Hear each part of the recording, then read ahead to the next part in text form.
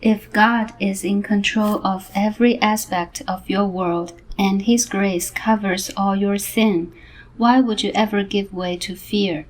There are many things I wish were true about me.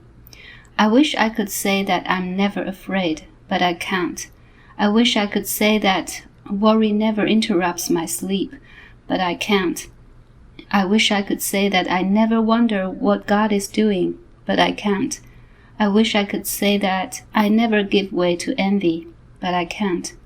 I wish I could say that I'm always aware that God is near, but I can't.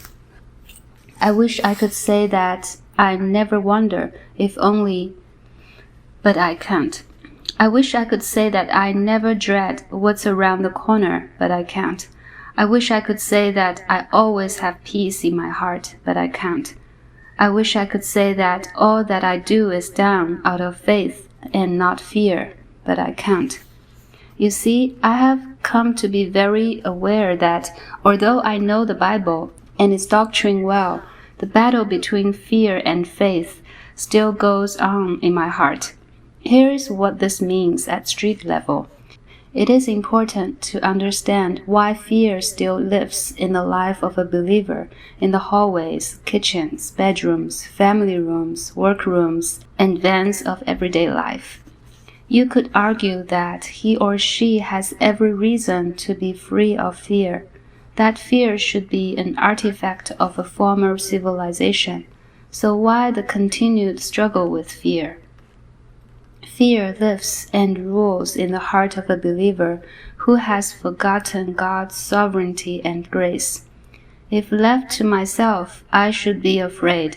There are many trials, temptations, dangers, and enemies in this fallen world that are bigger and more powerful than me.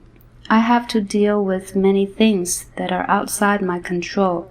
But the message of the gospel is that I haven't been left to myself, that Emmanuel is with me in sovereign authority and powerful grace.